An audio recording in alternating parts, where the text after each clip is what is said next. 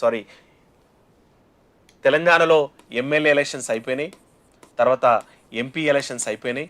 So Congress party అధిష్టానం instructions ఇచ్చిండే assembly ఎన్నికల వరకు కూడా రేవంత్ రెడ్డియే పిసిసి ఉంటాడు అన్నటువంటిది. తర్వాత ఎంపీ ఎలక్షన్స్ వరకు కూడా పొడిగించరు.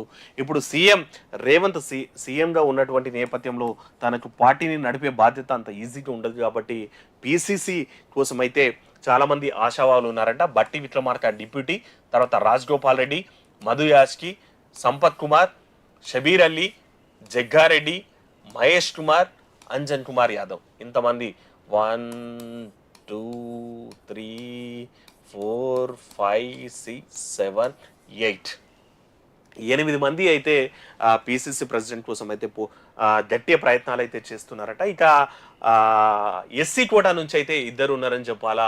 డిప్యూటీ, తర్వాత సంపత్ కుమార్, ఈయనకి డిప్యూటీ సీఎం ఉంది. అయితే డిప్యూటీ సీఎం ఆల్రెడీ ఉంది కదా అనుకుంటే కర్ణాటకలో డీకే శివకుమార్ డిప్యూటీ సీఎంగా ఉన్నప్పటికీ కూడా తను కాంగ్రెస్ ప్రెసిడెంట్గా ఉన్నటువంటి నేపథ్యం ఉంది.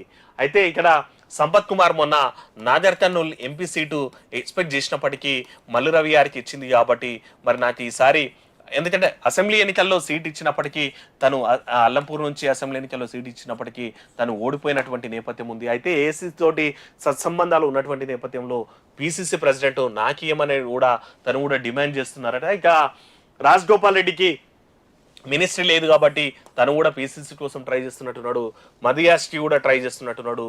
షబీర్ అలీ ఓడిపోయినటువంటి నేత, జగ్గారెడ్డి తిను కూడా ఓడిపోయినటువంటి నేత, మహేష్ కుమార్ గౌడ్, తర్వాత అంజన్ కుమార్ యాదవ్, ఇంతమంది అయితే మరి వీళ్ళలో ఎవరికి, ఇంకోటి ఏంటంటే రేపు ఎంపీ ఎలక్షన్స్లో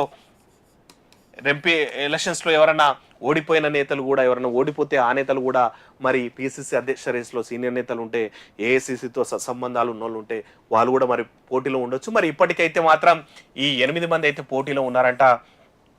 ఇక deputy CM Bhatti Vikramarka, Rajagopal Reddy, PCC ప్రచార committee chairman Madhuyashki Goud, AICC కార్యదర్శి సంపత్ కుమార్, ప్రభుత్వ సలహాదారు Shabbir Ali, PCC working president Jaggareddy, PCC working president Mahesh Kumar Goud, Anjan Kumar Yadav, ఇక వీళ్ళందరూ కూడా అయితే ఉన్నటువంటి నేపథ్యం ఉంది. ఎస్సీ కోటాలో ఇద్దరు పేర్లు అయితే ఉన్నటువంటి నేపథ్యం ఉంది. ఇక మైనారిటీ కోటాలో షబీర్ అలీ పేరు ఉంది.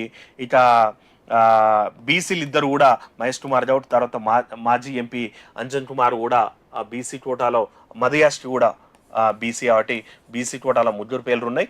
ఇక రెడ్డిల్లో ఒకటే పేరు అయితే వినిపిస్తున్నటువంటి 1 2 పేర్లు రెడ్డిలు అయితే ఇద్దరు ట్రై చేస్తున్నటువంటి నేపథ్యం ఉంది.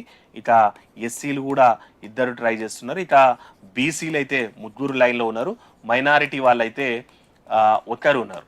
సో 2 4 7 8 మంది అయితే పోటీలో ఉన్నారంట. మరి 8 మందిలో కాంగ్రెస్ పార్టీ ఈక్వేషన్స్ ఎట్లుంటాయి, ఎవరికి పిసిసి వచ్చే అవకాశం ఉంటుంది కూడా చూడాల్సినటువంటి అవసరం ఉంది. అతి త్వరలోనే వీళ్ళలో ఎవరు, మరి వీళ్ళ ఇంకెవరైనా కొత్తలను కూడా అధిష్టానం పిసిసిగా ప్రకటిస్తుందా చూడాల్సినటువంటి అవసరం ఉంది. మరి లోకల్ బాడీ ఎలక్షన్స్ వరకే ఈ పిసిసిని కొత్తగా అనుకుంటారా, లేదంటే ఈ ఎలక్షన్ టర్మ్ మొత్తం కూడా రేవంత్ రెడ్డినే పార్టీ ప్రెసిడెంట్గా పెట్టి మరి ముందుకు వెళ్ళాలని కాంగ్రెస్ పార్టీ ఆలోచిస్తుందా చూడాల్సినటువంటి అవసరం ఉంది. దాని మీద ఇంకా క్లారిటీ అయితే రావాల్సినటువంటి అవసరం ఉంది.